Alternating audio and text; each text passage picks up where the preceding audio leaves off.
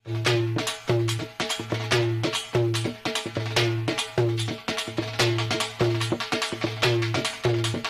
फ़ायदा इनको क्या होता है? उसका फ़ायदा इनको ये होता है कि दुबई में जहाँ इनका 10 रुपए रेट लगना था, वहाँ इनका 1000 रुपए रेट लगता है, क्योंकि नमस्कार। जैसा कि सर्वविदित है कि नीच मूर्ति महाजाहिल लुच्चुद्दीन 786 मस्कर रहमत आसमानी दल्ले वाले के लठ चिन्हों पर अपनी चिरायुक्त लाठियां घसीटते हुए मां बहन बेटी जैसे रक्त संबंधों में आने वाली अपनी मादाओं से ही युद्ध स्तर पर प्रजनन करके आज अपनी पशु संख्या को कई गुना बढ़ा चुके मस्त खरवंशी जानवरों से भरे रेवड़ राष्ट्र में संख्यात्मक दृष्टि से दुग्गियों की भारी मात्रा उपलब्ध है तथा बड़ी मात्रा में दुग्गियों की गुणवत्ता के आधार पर उनकी छटनी करने के उपरांत रेवड़ राष्ट्र से संपूर्ण विश्व के कोने कोने में मादाओं का लाठी प्रक्षालन हेतु निर्यात होता है। रेवड़ राष्ट्र बनने के बाद से लेकर अब तक भारी मात्रा में दुग्गियों का निर्यात होने पर भी रेवड़ राष्ट्र में दुग्गियों का मूल्य संवर्धन नहीं हो पाया है तथा पूरे रेवड़ राष्ट्र के सभी क्षेत्रों से निर्यात होने वाली मादाओं को अपनी दुग्गियां 10-10 रुपए में पिटवानी पड़ती हैं। परंतु पिछले कुछ वर्षों में रेवड़ राष्ट्र में संचार माध्यमों के प्रभाव से दुग्गियों की गुणवत्ता में सुधार लाने तथा निर्यात की जाने वाली दुग्गियों के मूल्य संवर्धन का कार्य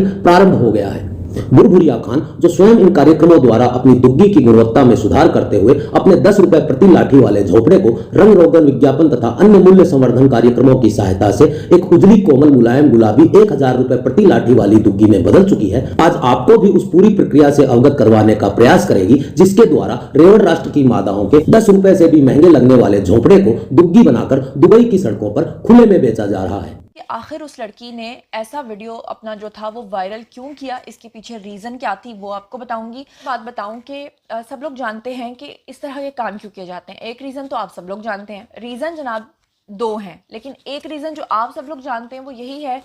कि ज़्यादातर लोगों को अब फेम का शौक़ है। कि असल रीज़न एक और भी मुझ तक पहुंची है जो मैं आपको बताती हूँ, लेकिन उससे पहले मैं आपको ये बताती चलूँ। इमरान नाम की एक आईडी है जिन्होंने पर्सनली मुझे मैसेंजर में कॉन्टैक्ट किया और उन्होंने मुझे कहा, वो मुझे लिखते हैं कि आप अपने चैनल पर व्लॉग्स बनाती हैं, दुबई में आने वाली लड़कियों पर प्लीज़ आप भी रिसर्च करें। जो विज़िट वीज़ा लेकर धड़ाधड़ दुबई आती हैं, क्या करती हैं यहाँ। पहले मखसूस लोग काम करते थे ये काम, अब तो घर घराने की लड़कियाँ यहाँ दुबई आती हैं, फिर साथ और लड़कियों को भी लाती हैं और इस पर रिसर्च करें, आवाम को आगाही दें। तो ये बात बिल्कुल सही है, क्योंकि ये मैसेज मैंने इसलिए रीड किया है क्योंकि इसका कनेक्शन इस आईडी के साथ बन रहा है। दरअसल होता ये है कि पहले खुदा ना खास्ता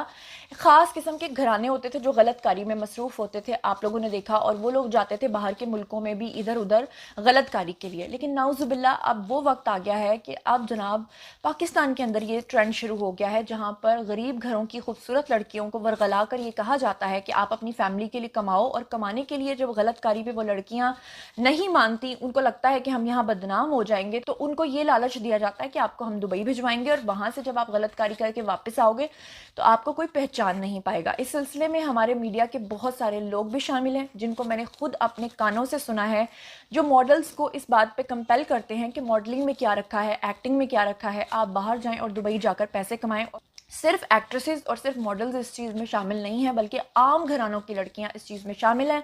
लाहौर की अगर आप बात करें तो सब्ज़ाज़ार का इलाका इसमें सबसे ज़्यादा बदनाम ज़माना इलाका है। मैंने अपने कानों से, अपनी आंखों से सुना और देखा है, जहाँ पर मुख्तलिफ सैलून्स की जो ख़वातीन होती हैं उनके पास इस तरह की लड़कियाँ आती हैं, वो इनसे आकर सर्विसेज लेती हैं, फुल बॉडी वैक्सिंग और पता नहीं क्या क्या करवाती हैं। और जब उनसे ये पूछा गया कि आप लोग इतना कुछ क्यों कर रहे हो जबकि आप एक आम घर की लड़की हो, तो उसमें उनका जवाब यही होता है कि वो दुबई जाती हैं और वहाँ जाकर गलत कारी में मसरूफ़ होती हैं, वहाँ से अपनी दिहाड़ियाँ लगा के और नाउज़ुबिल्लाह अल्लाह ताला माफ़ करे उस हराम पैसे को कमा कर वो यहाँ लाती हैं। और उनको ये लगता है कि यहाँ पर किसी लड़के के साथ अफेयर करने से बेहतर है, अपनी ज़िंदगी ख़राब करने से बेहतर है कि हम लोग बाहर जाकर अपनी पैसे जो हैं उनको कम अज़ कम कमा लें। इस आईडी ने मेरी आंखें इसलिए भी खोल दी हैं कि एलिना नामी लड़कियां जब बाहर जाती हैं और जाकर पैसे कमाने की बात करती हैं तो ये गुमनाम लड़कियां होती हैं। जब ये गुमनाम लड़कियां होती हैं तो इनके रेट्स भी बहुत कम लगते हैं। लेकिन जब ये लड़कियां टिकटॉक पर आ जाती हैं, खुद को वायरल कर लेती हैं, जब ये लड़कियां कोई ना कोई शोशा छोड़कर, जैसे इन्होंने खातून ने शोशा छोड़ा है, इसके बाद ये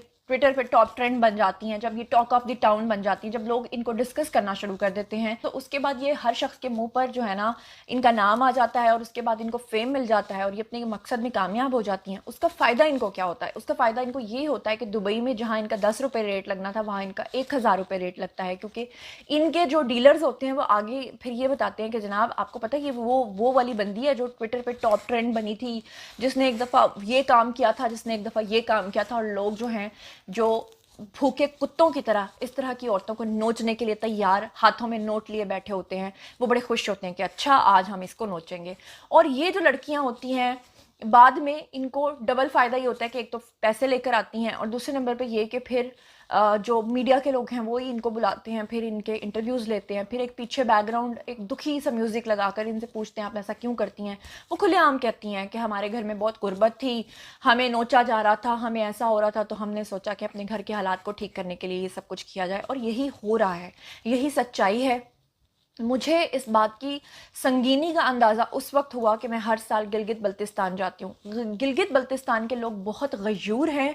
वो लोग पैसे से बहुत दूर हैं, लालच से बहुत दूर हैं, वहाँ पे ज़ीरो क्राइम है। उनकी औरतें बहुत खूबसूरत होती हैं, लेकिन नाउज़ुबिल्लाह हमारे यहाँ के घटिया और कुछ गंदे लोग वहाँ जाकर इन लोगों को भी वर्गलाने की कोशिश करके आए हैं, जिसमें उनको लालच दी गई है कि आप अपनी बीवियों को इस कामों पर लगाएं ताकि आपको बहुत सारा पैसा मिले और आप लोगों की ज़िंदगियाँ जो है सुधर सकें। वो अलग बात है कि वो लोग जो हैं वो इतने गयूर हैं कि अभी तक वो इस तरह के लोगों के झांसे में नहीं आए। रेवड़ राष्ट्र की माताओं की झोंपड़ियों के उत्थान हेतु चल रहे बुग्गियों के मूल्य संवर्धन कार्यक्रम के विषय में आप भी अपने विचार संदेश पेटी में अवश्य प्रेषित करें। मस्त करवंश संबंधी इसी प्रकार की जाहिलता से परिपूर्ण किंतु मनोरंजक, रोचक तथा ज्ञानवर्धक सूचनाओं हेतु आप अपने दोनों चैनल पाक डिटॉक तथा टॉपी डिटॉक से जुड़े रहें। इस वीडियो के लिए इतना ही, मिलते हैं अगले वीडियो में, तब तक के लिए सबको राम राम।